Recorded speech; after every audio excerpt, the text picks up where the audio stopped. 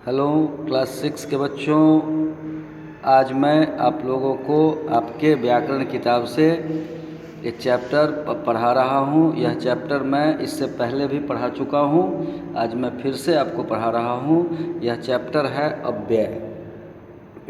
अव्यय व्याकरण में यह चैप्टर है अव्यय। यह अव्यय क्या है, जैसा कि आपको सबसे पहले आप इस शब्द को जान लीजिए, अव्यय। अव्यय का मतलब कि जो परिवर्तित न हो, खर्च न हो, परिवर्तित न हो, बदले नहीं। खर्च न हो, परिवर्तित न हो, बदले नहीं। इसको हम ऐसा शब्द, तो इसको परिभाषा में आप लिख सकते हैं, जो शब्द लिंग वचन काल व कारक के आधार पर परिवर्तन नहीं करता हो। जो शब्द लिंग वचन काल कारक के कारण नहीं बदले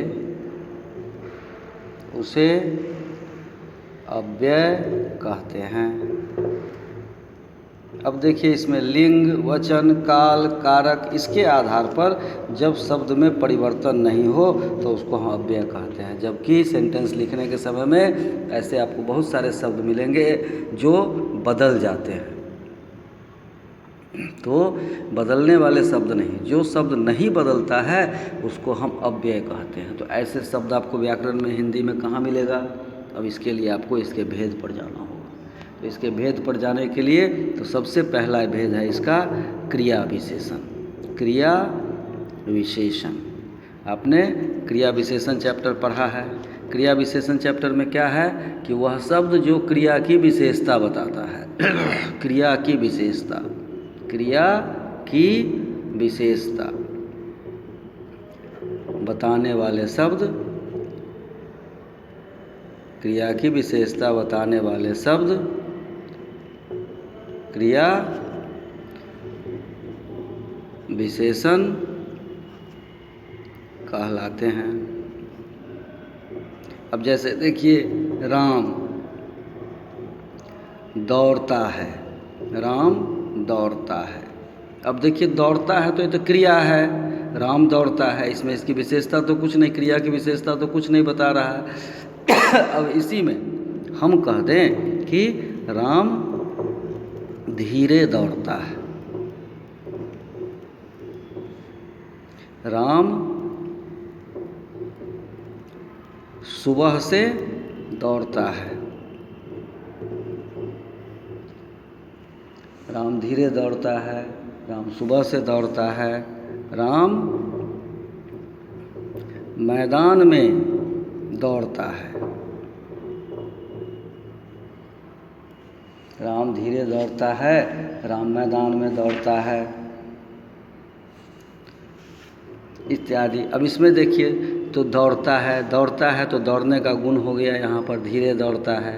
दौड़ता है, दौड़ने का समय हो गया आपको, सुबह से दौड़ता है।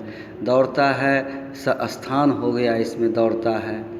तो ये तीन शब्द जो आप यहाँ देख रहे हैं, धीरे, सुबह से, मैदान में, ये सारे शब्द क्रिया विशेषण के अंतर्गत आते हैं।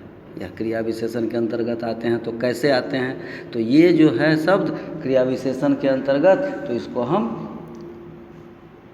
रीतिवाचक क्रिया विशेषण कहते हैं। इसको क्या कहते हैं? रीतिवाचक क्रिया विशेषण कहते हैं। यह गुण दिखाई देता है। यह सुबह से दौड़ता है तो इसको कालवाचक क्रिया विशेषण कहते हैं। कालवाचक क्रिया विशेषण कहते हैं, क्योंकि समय का पता चल रहा है इससे। मैदान में दौड़ता है तो इसको हम स्थानवाचक क्रिया विशेषण कहते हैं। स्थानवाचक क्रिया विशेषण कहते हैं। अब इसके बाद आता है रीतिवाचक, कालवाचक, स्थानवाचक, और एक होता है परिमाणवाचक। परिमाणवाचक में इस तरह का सेंटेंस नहीं होगा। परिमाण में आपको मात्रा बतानी होती है, तो इसको हम कहेंगे जैसे, राम काफ़ी दूध पीता है, राम बहुत दूध पीता है,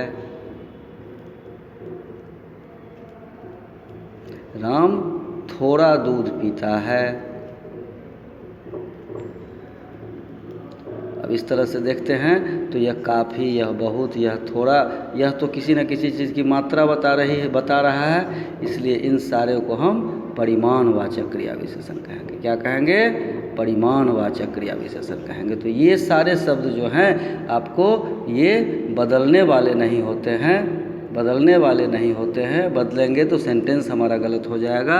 यह बदलने वाले नहीं होते हैं, इसलिए हम इसको अव्यय कहते हैं। अब आप इसको देखिए अपने अपने किताब में और इस चैप्टर को आप बनाइए। दूसरे दिन मैं आपको इस चैप्टर पूरा बना करके भेज दूंगा, तत्काल आप लोग इसको पहले बना कर देखिए।